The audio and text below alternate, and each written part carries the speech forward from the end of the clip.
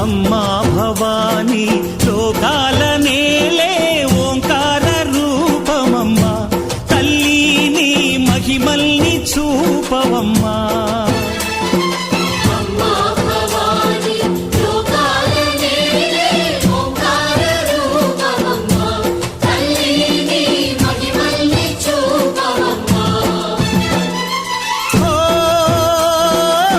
సృష్టికే దీపమా, శక్తికే మూలమా, సింహరథమే నీదమ్మా.